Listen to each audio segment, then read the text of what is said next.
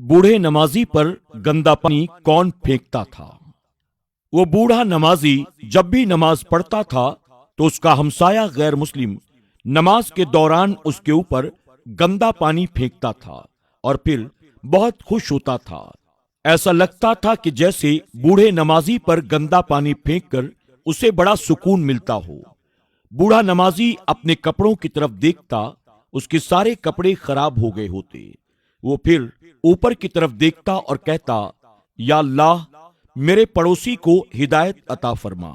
जब भी वो बूढ़ा आदमी अपने घर से बाहर जाता तो उसका हमसाया उसके घर के आसपास कूड़ा करकट भी लाकर फेंक देता था। जब वो बूढ़ा आदमी अपने घर के दरवाजे पर कचरा देखता तो अपने हमसाये से किसी तरह की बहस के बगैर वो कचरा उठाता और उठाकर उसे डस्टबिन में डाल देता और फिर अपने काम पर चला जाता। इसी तरह से उसकी जिंदगी गुजर रही थी। वो गैर मुस्लिम शख्स बार बार उस बूढ़े को इसलिए परेशान कर रहा था क्योंकि वो मुसलमानों से नफरत करता था और वो चाहता था कि एक दिन तंग आकर ये बूढ़ा आदमी मेरे मोहल्ले को छोड़कर यहाँ से चला जाएगा। लेकिन वो बूढ़ा आदमी चुपचाप सारी ज्यादतियों को बर्दाश्त करता, न उससे बहस करता, न कभी लड़ाई झगड़े पर आमादा होता। एक मर्तबा ऐसा हुआ कि कई दिन गुजर गए, वो बूढ़ा आदमी इत्मीनान और सुकून के साथ नमाज पढ़ता रहा, लेकिन उसे अपना वो गैर मुस्लिम हमसाया नजर न आया। न उसने उसके ऊपर पानी डाला, न ही दरवाजे पर लाकर कोई कचरा वगैरह डाला। उस बूढ़े नमाजी के जहन में ख्याल आया, कई दिन हो गए मुझे मेरा हमसाया नजर नहीं आया, ना ही वो मुझ पर पानी डालता है, ना ही दरवाजे पर लाकर कूड़ा करकट डालता है। कहीं कोई बात तो नहीं, चलो मैं उसके घर जाकर पता करता हूँ। अब वो बूढ़ा नमाजी अपने हमसाये की खैर खबर लेने के लिए उसके घर पहुंचता है। उसके घर जाने के बाद उसे पता चला कि मेरा ये पड़ोसी कई दिनों से बिस्तर पर बीमार पड़ा है और उसके घर में न उसकी अयादत करने वाला कोई मौजूद है, न उसकी खिदमत करने वाला कोई मौजूद है। वो बूढ़ा नमाजी अपने उस गैर मुस्लिम पड़ोसी की चारपाई पर जाकर उसके सिरहाने बैठ जाता है, उसके सर पर मोहब्बत से हाथ रखता है और कहता है, तुम्हारी तबीयत खराब थी, मुझे पता ही नहीं चला।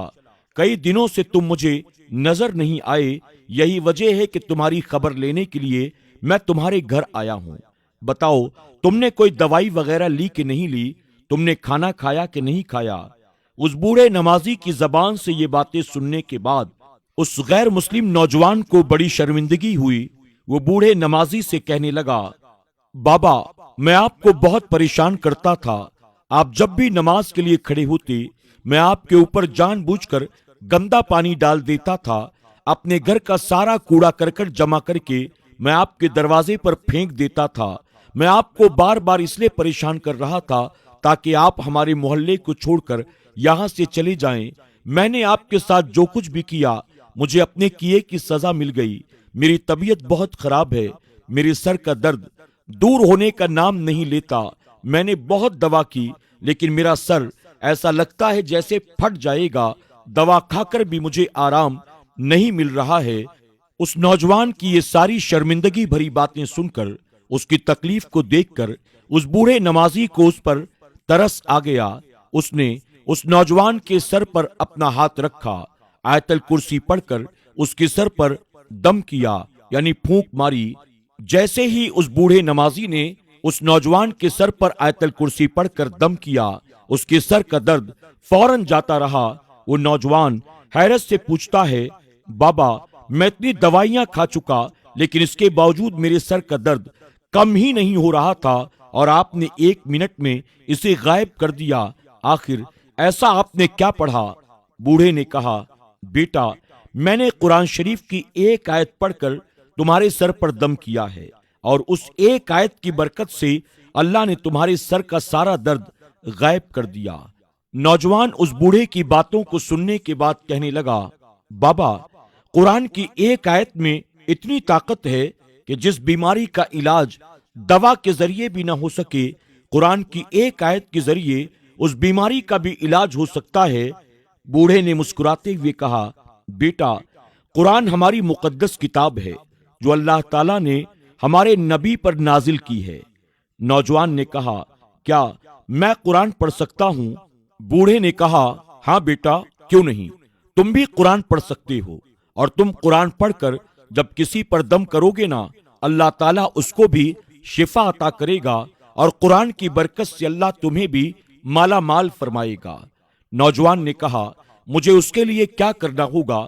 اس پر بوڑھے نمازی نے کہا، اس کے لیے بہتر یہ ہے کہ تم پہلے کلمہ پڑھ لو، یعنی تم کلمہ پڑھ کر اسلام میں داخل ہو جاؤ، اس کے بعد جب تم قرآن پڑھو گے، نماز پڑھو گے، اللہ تعالیٰ برکتیں عطا کرے گا، اللہ تمہیں جنت عطا فرمائے گا۔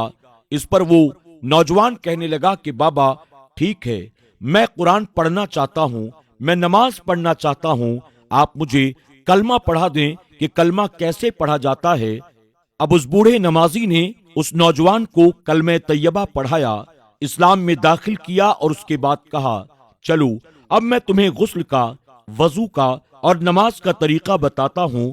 اس کے بعد وہ بوڑھا نمازی اس نو مسلم نوجوان کو اپنے ساتھ لے کر مسجد میں آیا، اسے قرآن شریف دکھایا، اور پھر کہنے لگا، یہ قرآن برکت والی کتاب ہے، اللہ نے جس کے ذریعے تمہیں شفا عطا کی اور ساتھ ہدایت بھی عطا کی۔ وہ نوجوان محبت سے قرآن شریف کو اپنے ہاتھوں میں لیتا ہے، سینے سے لگاتا ہے، اور پھر چوم کر کہتا ہے، واقعی یہ قرآن بہت اچھی کتاب ہے، مجھے اس قرآن کو پڑھنا سیکھنا ہے اور اس سے برکتیں حاصل کرنی ہے۔ اس کے بعد اس بوڑھے نمازی نے اس نوجوان کو روزانہ پابندی کے ساتھ قرآن شریف پڑھانا شروع کر دیا، اور پھر وہ نوجوان قرآن کی تلاوت کے ساتھ نمازوں کا بھی پابند ہو گیا۔ تو دوستوں، آج کی ہماری اس ویڈیو سے آپ نے کیا سیکھا؟ کمنٹ باکس میں جا کر ضرور کمنٹ کریں۔ آج کی کہانی کے بارے میں آپ کی کیا رائے ہے، ہمیں ضرور بتائیں، اور کہانی پسند آنے کی صورت میں اسے لائک کرنا، اپنے دوست احباب کے ساتھ شیئر کرنا نہ بھولیں۔ آج کی اس کہانی سے ہمیں یہ سبق ملتا ہے، ہم پر اگر کوئی ظلم کرے، زیادتی کرے، اور اس کے مقابلے میں ہم اس پر ظلم و زیادتی نہ کریں، بلکہ حسن اخلاق سے اس کے ساتھ پیش آئیں، عفو درگزر سے کام لیں، صبر کریں، تو یقیناً اللہ تبارک و تعالی ظالم سے ظالم انسان کے دل کو نرم فرمائے گا، اور ممکن ہے ہمارا یہ اخلاق، ہمارا یہ صبر، ہمارا یہ عفو درگزر سے کام لینا اس ظالم و جابر انسان کے لیے ہدایت کا سبب بن جائے۔ اللہ ہمیں اور آپ کو ایسی کہانیوں سے سبق حاصل کرنے اور عمل کرنے کی توفیق عطا فرمائے، آمین یا رب العالمین۔